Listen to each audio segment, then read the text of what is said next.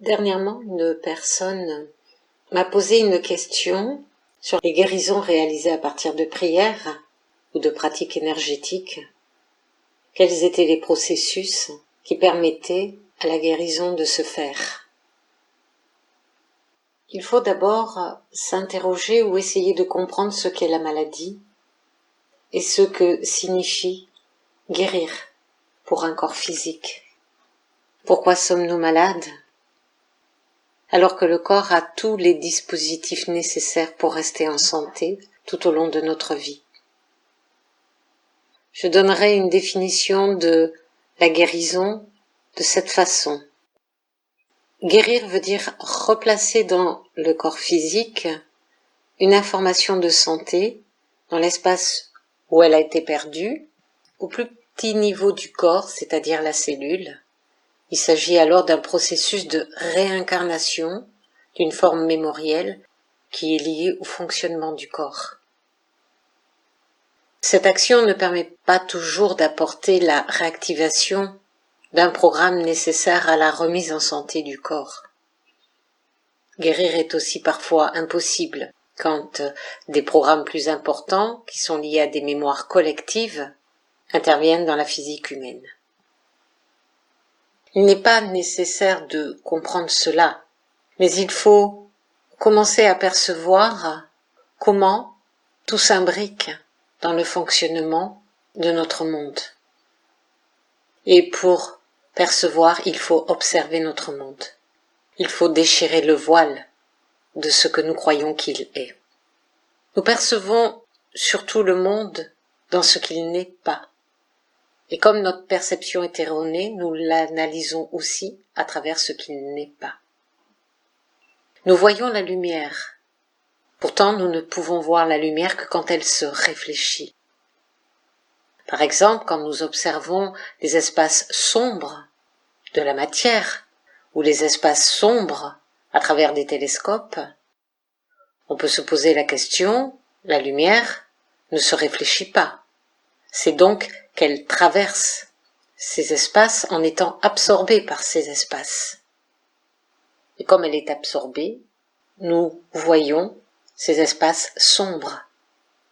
Rien n'indique que ces espaces que nous percevons comme étant sombres, leur véritable nature est d'être sombres. La lumière est absorbée par tous les éléments denses, les formes de la matière. Et donc, comme je le disais, tout ce qui n'est pas absorbé se réfléchit et nous éclaire. Alors tout ce que nous voyons à travers nos yeux est forme réfléchie par la lumière, c'est-à-dire rejetée par les formes qui absorbent la lumière. Donc les particules de lumière ont la faculté de pénétrer la matière et de disparaître à notre regard, ou d'être rejetées suivant la capacité des particules de la matière à intégrer ces éléments. On pourrait qualifier cela de solubilité, c'est-à-dire les particules de lumière sont solubles dans la matière. C'est un terme par analogie à tout ce qui est soluble dans l'eau. Ce qui fait que cette propriété de la lumière rend une partie de l'univers absent à notre regard et à notre conscience. Donc cela nous interroge sur tout ce que nous voyons. C'est donc que notre conscience mémorise la lumière dans des formes qui sont issues de ses perceptions, et cette mémorisation permet à notre mental de voir la matière par réflexion de la lumière. Ainsi, nos sens physiques perçoivent les formes que nous avons déjà mémorisées, mais nous ne percevons pas ce qui nous est inconnu, et nous construisons des outils qui répondent à ces perceptions limitées du monde. Alors, comment construisons-nous ces formes mémorisées? Comment arrivent-elles à l'intérieur de nous? Eh bien, on va revenir au premier instant de notre vie. Combien d'entre vous se souviennent de ce qu'ils voyaient dans son environnement dans les premiers jours de sa vie? Alors on dit qu'un enfant, quand il naît, est aveugle. Mais en fait, il est aveugle simplement parce qu'il ne peut pas voir ce qu'il n'a pas encore dans sa mémoire. Il commence à ressentir à travers les sens de sa mère parce qu'il est relié psychologiquement à elle.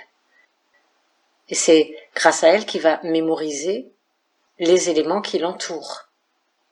Il va entendre des sons, mais ces sons sont des formes incompréhensibles et qui petit à petit vont prendre forme. La mémoire d'un bébé est la mémoire de sa mère et des êtres avec lesquels il va entrer en communication. Un bébé réincarne les mémoires de ses proches. Et à travers cette réincarnation des mémoires de ses proches, il va pouvoir réincarner les formes de la matière. Un enfant qui naît est vierge de toute mémoire. Un enfant qui naît est relié aux personnes qui l'entourent. Il est donc télépathe. Mais c'est une faculté qui perd au fur et à mesure que les apprentissages dans sa vie vont transformer ses perceptions de l'espace dans lequel il vit. Et puis l'enfant va se lever, marcher, va déjà contempler le monde à partir de ce qu'il n'est pas, puisque les formes mémorielles qu'il va incarner à l'intérieur de son mental sont déjà des illusions. C'est-à-dire que sa perception devient son illusion. Et c'est cette illusion que l'homme met en équation. Et tout ce que l'homme analyse, mémorise, conceptualise, devient une réalité. Pour revenir à la maladie devient ainsi la réalité de la dégradation du véhicule physique. Et l'homme vit sa maladie autant émotionnellement que physiquement. Et à cause de cela, il en ressent de la souffrance. Alors que se passe-t-il quand la maladie œuvre dans un corps humain? Nous pouvons la voir avec des méthodes scientifiques que nous avons développées, que l'homme a développées. Par contre, il faut s'interroger pour savoir si ce qui est vu est réellement la maladie qui touche le corps. Parce que la maladie apparaît sous la forme mémorisée des maladies que nous avons systématisées. Et notre compréhension ne peut s'exercer qu'à partir de perceptions que nous affirmons comme vraies et qui ne sont pas des réalités. Une maladie est avant tout une information révolue. C'est un rejet de la santé, puisque la santé est l'état naturel du corps. C'est donc que la maladie est le reflet de ce qu'il se passe dans le corps. Et ce reflet n'est que l'image qui est renvoyée par le miroir. Mais ce n'est pas ce qu'il se passe dans le corps. Ainsi, quand nous soignons un corps malade, nous soignons à travers une information qui est exclue de la santé du corps. Et nous disons, le corps est malade. Si je prends l'exemple du virus, quand nous voyons un virus, nous sommes au stade où le virus est devenu une information rejetée, morte. Alors pourquoi soigner une information rejetée? Pourquoi soigner un virus? Puisque à ce moment-là, nous intervenons au niveau du corps à partir d'une indication erronée de la maladie. C'est pour cela que nous avons des difficultés à soigner les virus.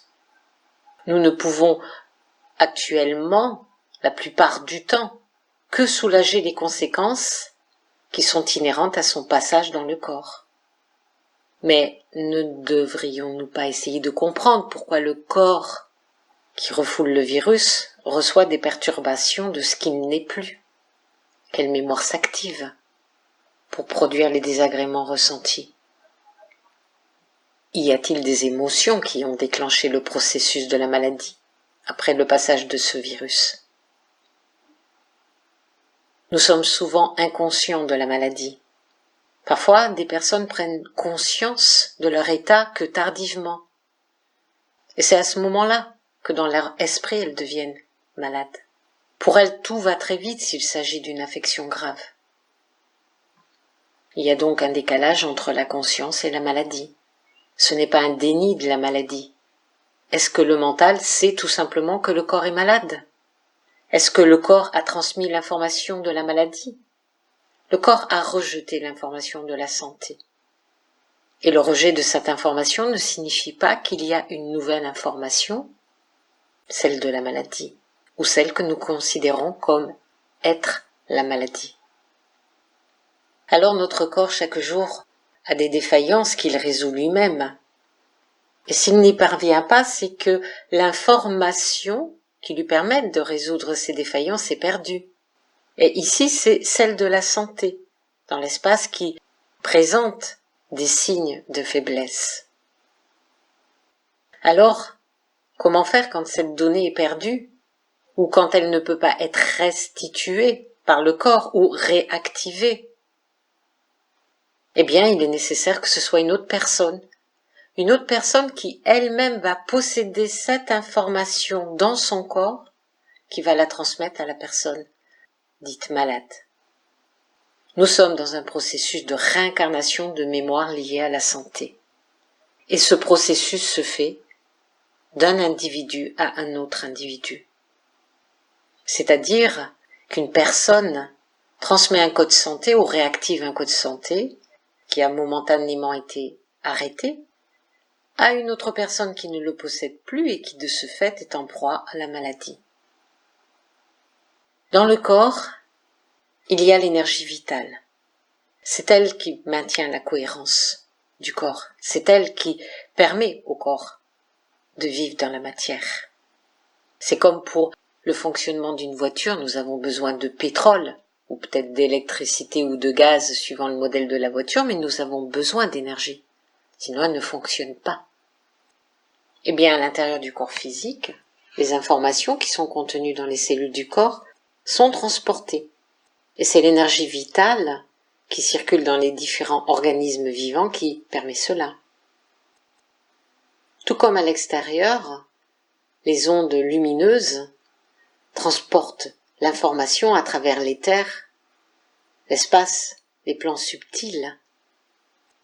Et une information peut être destinée à un récepteur. Et ce récepteur, eh bien, il est reconnu par son nom. Parce qu'un nom, c'est une vibration particulière qui identifie l'être dans la matière, mais aussi dans les plans subtils, pendant le temps de son incarnation. Alors le magnétiseur qui va, par exemple, agir d'une manière non conventionnelle, ou le guérisseur qui va intercéder par des prières qu'il a reçues de sa famille, ou tout autre énergéticien, transmettent l'information nécessaire à la santé à leurs patients.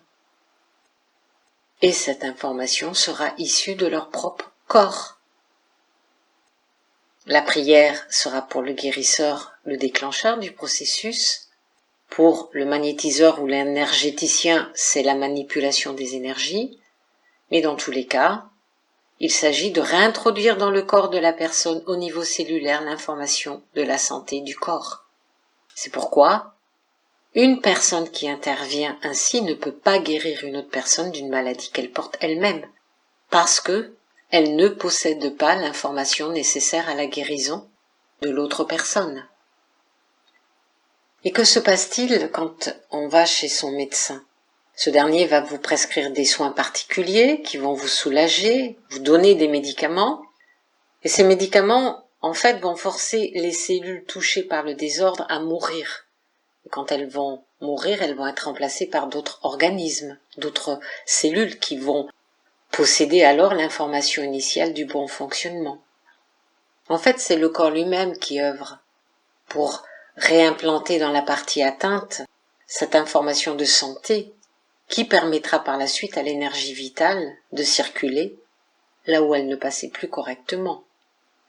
Parce que quand l'énergie vitale ne circule pas correctement, c'est là que les perturbations physiques arrivent. Alors, pour la plupart, nous adhérons à la médecine conventionnelle, parce que nous ne savons pas comment préserver la santé de notre véhicule physique. Parce que nous n'évaluons pas encore ce qu'est le corps physique, son importance, ses capacités de régénération.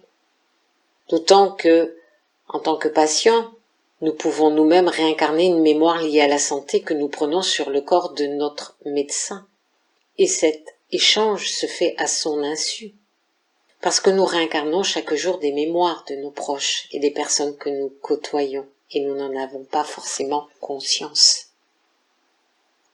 Parmi toutes les maladies qui existent, eh bien, il y en a qui sont dites incurables, il y a des handicaps qu'on ne parvient pas à guérir non plus.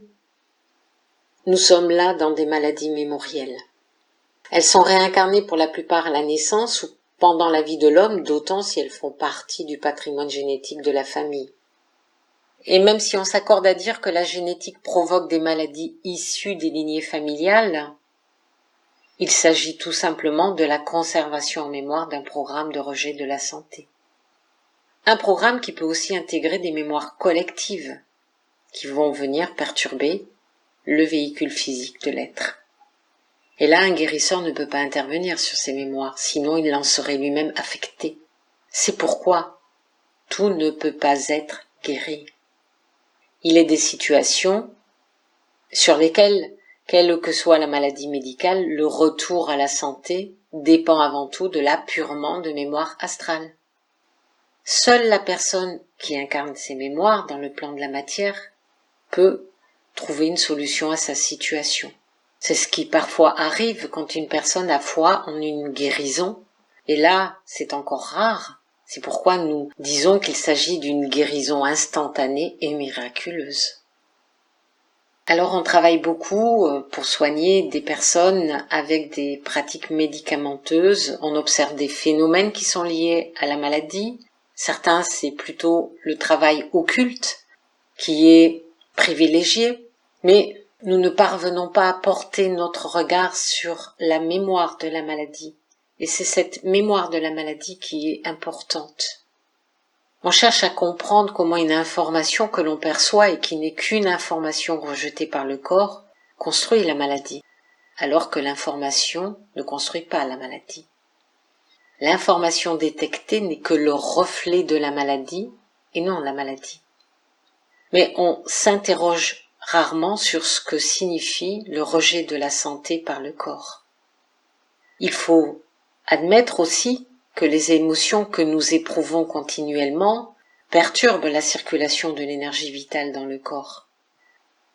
Elles génèrent l'arrêt de programme dans les espaces où cette énergie ne passe plus, ainsi que le rejet des séquences qui conservent le bon fonctionnement du corps. À ce moment-là, il y a des programmations dans un espace concerné. Cette déprogrammation, c'est celle de l'information de la santé, et il y a incarnation de nouvelles mémoires dans l'espace non protégé. Et c'est ces mémoires qui vont alors influencer le bon fonctionnement du corps.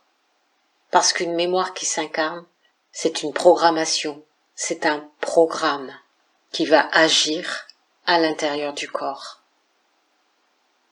Aussi, pour restituer une information de santé, il faut réincarner une mémoire de santé à l'intérieur d'un corps, si cette dernière est définitivement détruite, ou alors il faut réactiver une mémoire si cette dernière est inopérante mais toujours existante dans le corps physique. C'est ce que font les magnétiseurs, les guérisseurs, les énergéticiens et tous les autres praticiens qui ne sont pas dans des pratiques conventionnelles, telles que les homéopathes, les acupuncteurs et bien d'autres encore. Et c'est ce que tente de faire la médecine conventionnelle.